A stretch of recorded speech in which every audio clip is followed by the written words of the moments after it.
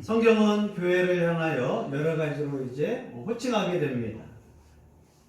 특히 베드로 사도는 성경의 교회를 향하여 하나님의 백성이다라고 가르쳐주고 있습니다. 그래서 베드로전서에는 너희는 소유된 백성이다라고 가르쳐주면서 교회를 향하여 택하신 족속이다, 왕같은 제사장이다, 거룩한 나라라고 가르쳐주고 있습니다. 교회를 향하여 하나님의 소유된 백성, 교회는 하나님의 백성들의 모임을 교회라고 가르쳐주고 있습니다. 또 교회를 향하여 예수 그리스도의 몸이라고 합니다. 예수 그리스도가 교회의 머리시고 우리 성도들을 교회의 몸이라고 하면서 몸과 지체는 뗄래야 뗄 수 없는 관계, 몸과 머리가 분리되면 죽는 것처럼 우리 몸은 머리이신 예수님의 지배를 받아야 참된 통치의 능력을 행할 수 있다라고 가르쳐주고 있습니다. 또 교회를 성령 하나님이 거하신 처소에서 성령의 전이라고 그렇게 부릅니다. 교회를 향하여 성령의 전이라고 하는 것은 이 교회는 항상 거룩해야 한다는 곳이고 또 제사를 드리는 곳, 즉 예배를 하는 곳이라고 가르쳐주고 있습니다. 이렇게 교회를 향하여 삼위일체적인 표현, 하나님의 백성, 예수 그리스도의 몸, 성령의 전이라고 대표적으로 성경에서 가르쳐주고 있습니다.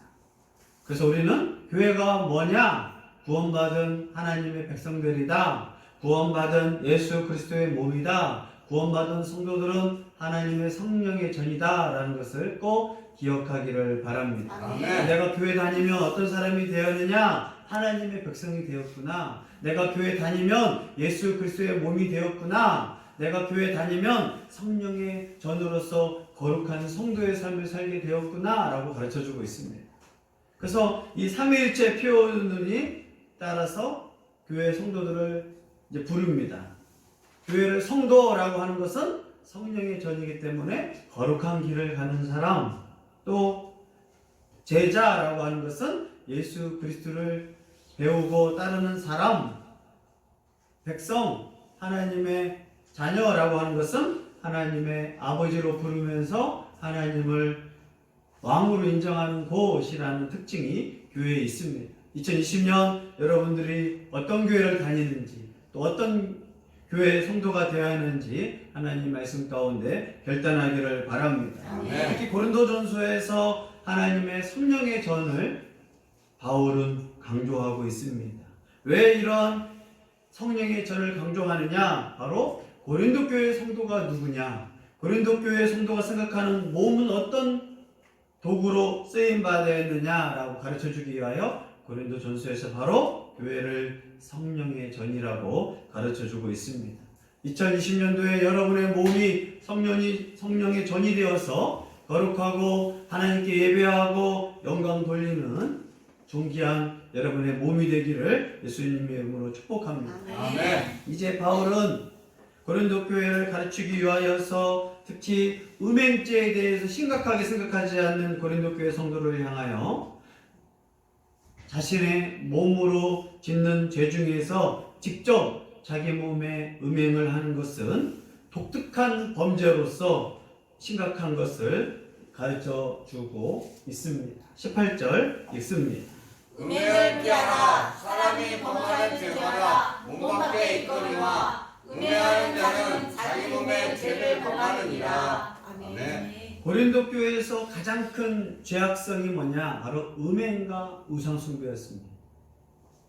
고린도 교회는 그 당시에 무역 중심 도시였고 또 고린도 항을 지나가는 배들은 꼭 들릴 정도로 고린도의 이 무역항은 정말 활기차고 발달되고 세상에서 말하는 모든 여행 필수 코스였습니다.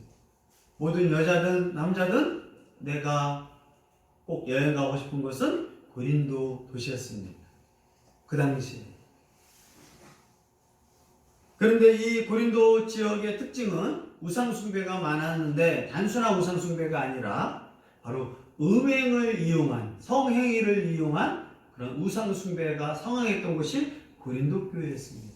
아니 고린도 지역이었습니다.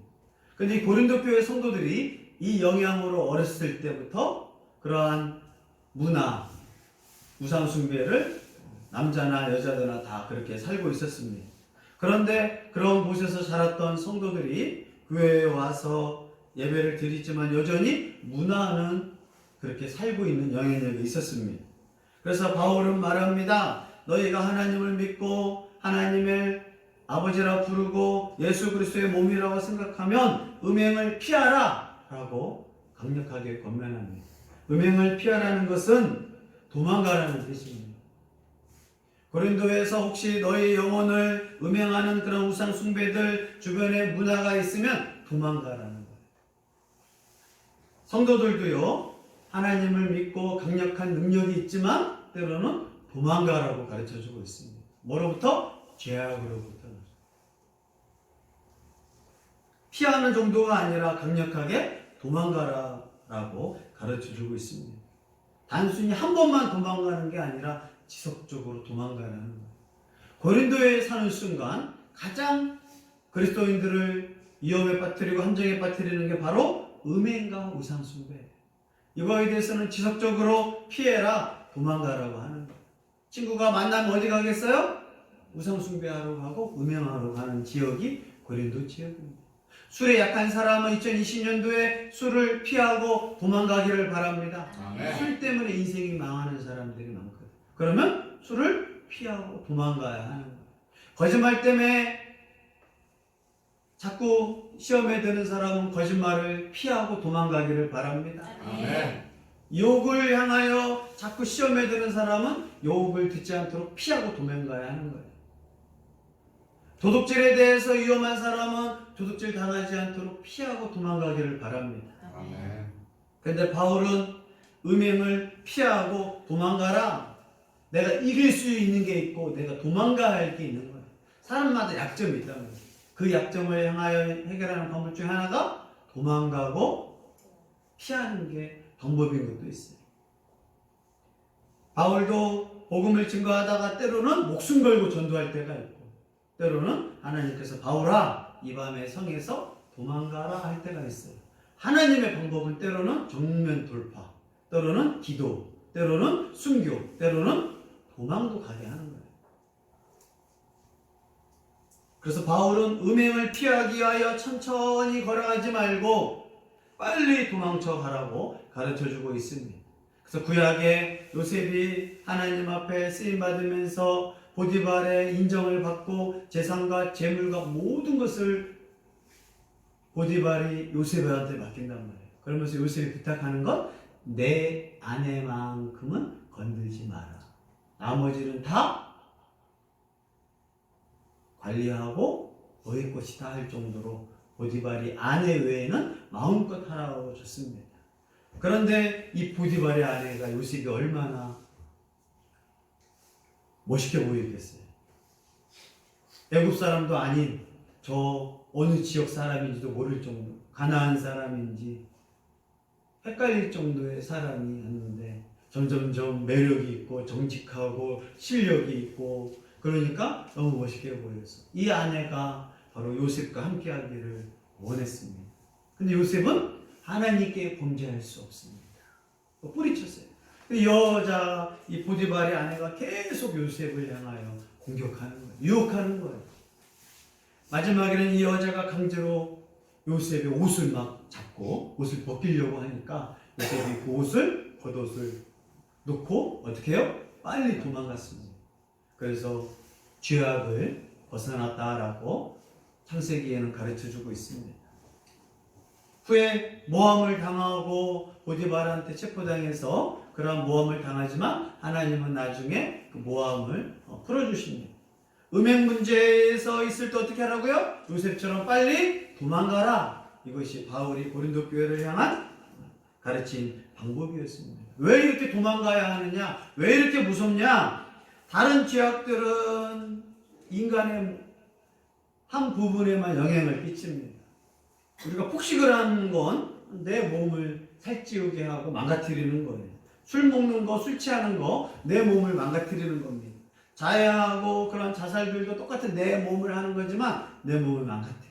그러나 이 음행은 내 영혼까지 파괴하는 게 바로 음행죄이기 때문에 바울은 도망가라, 피하라고 강력하게 가르쳐주고 있습니다. 그래서 사람이 범하는 죄마다 이 죄 중에 몸 밖에 있습니다. 그러나 이 음행은 내 몸마저도, 특히 내 인격을 파괴시키고 내 영혼과 몸을 아우시키고 가정을 망가뜨리고 심각한 범죄이므로 바울은 여러 죄악 중에서 바로 음행을 가장 나쁘고 위험하고 파괴적인 범죄로 가르쳐주고 있습니다. 이러한 음행을 깨뜨리려면 고린도 교회 성도들 그 환경은 쉬운 게 아니에요. 어떻게 이런 죄가 교회에 이렇게 버젓이 있느냐라고 말하겠지만 고린도에 살면 이런 것은 당연한 죄를 여기지 않는 문화가 바로 고린도 지역이었습니다.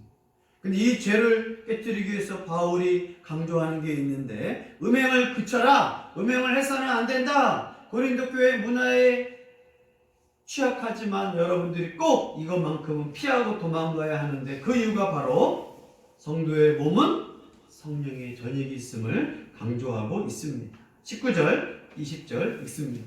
너희 몸은 너희가 하나님께로부터 받은 바 너희 가운데 계신 성령의 전인 줄 알지 못하느냐.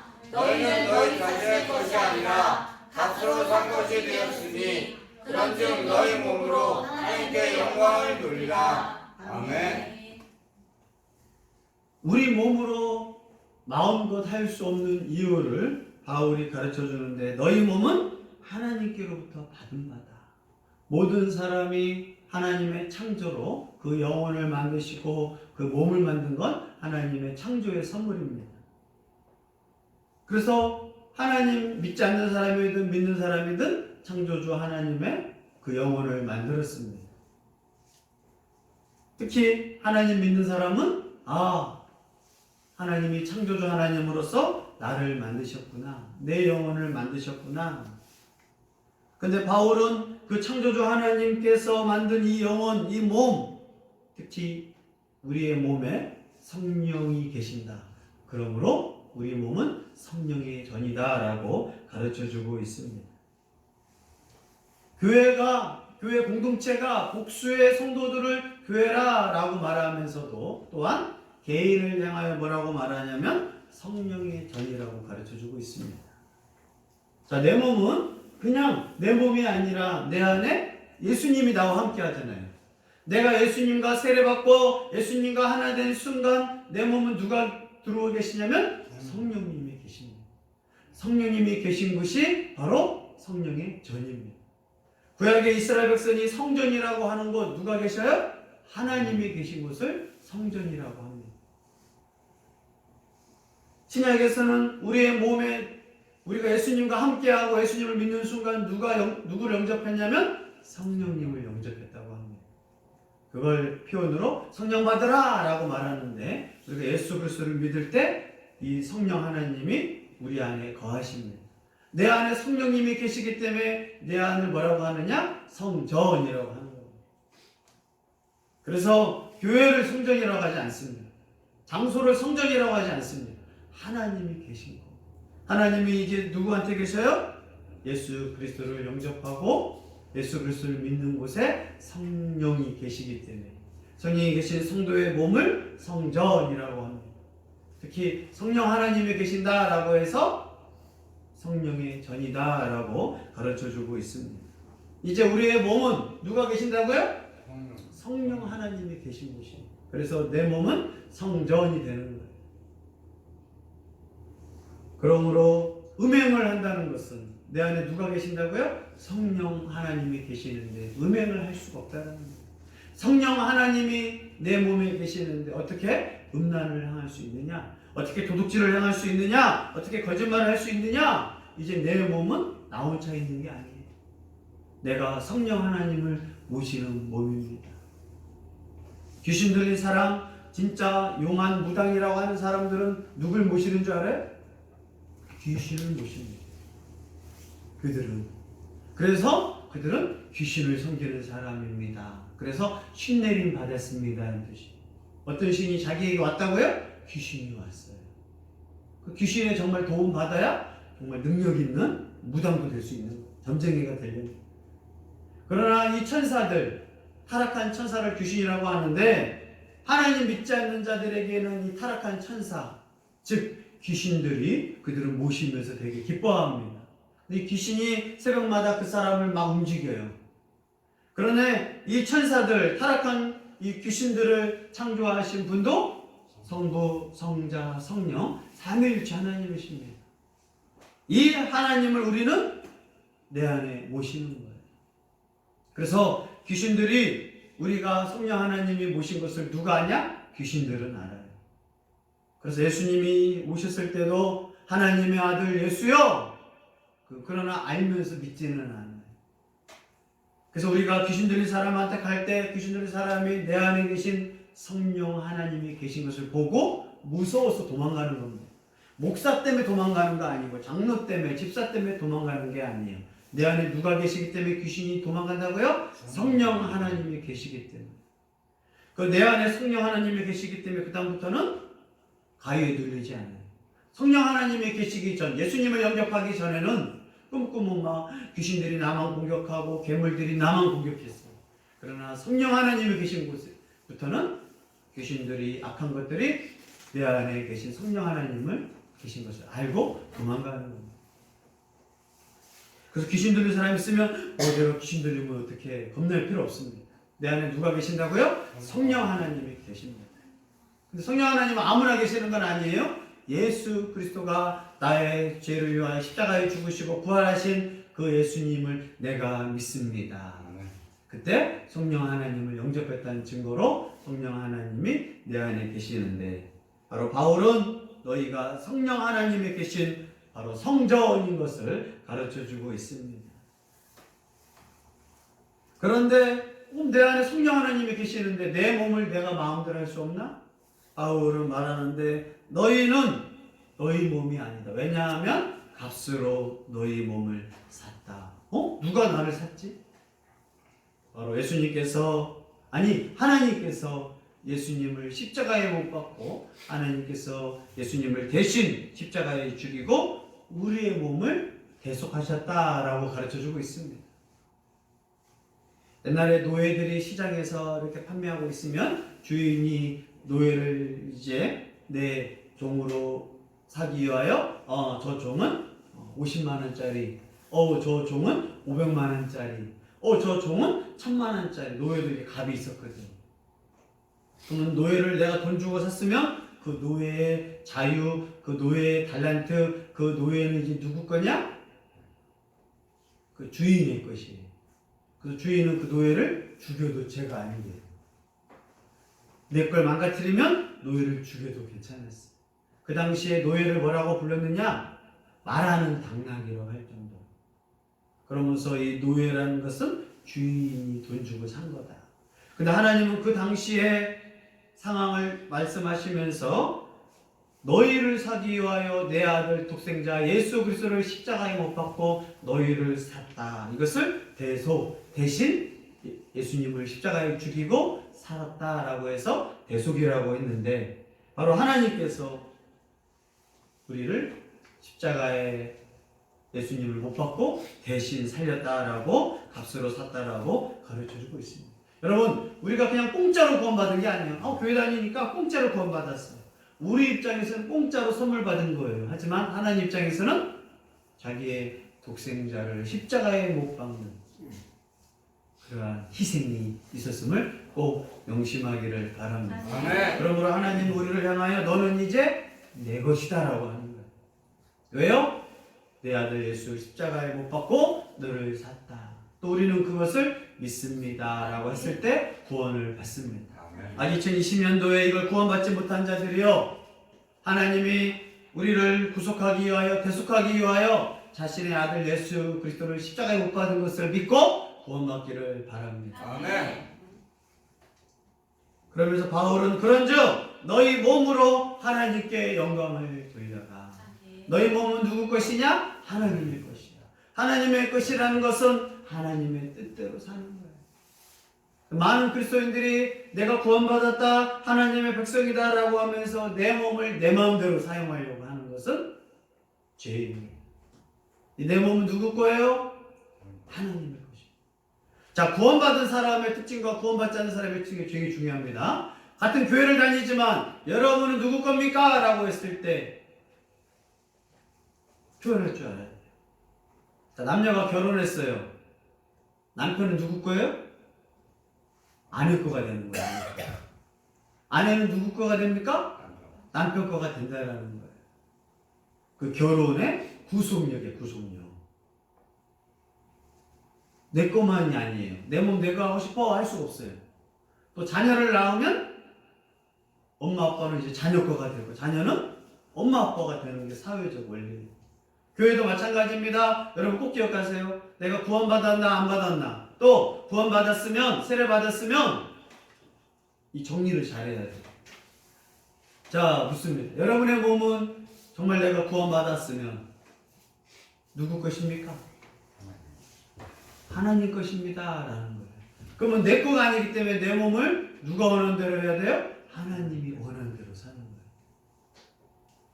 그 데이트할 때, 남자친구 여자친구 사귈 때 넌 이제부터 내 거야, 내가 널 보호할게, 그건 구속력을 가지려고 하는 거예요. 결혼 전에는 구속력은 가질 수는 없습니다.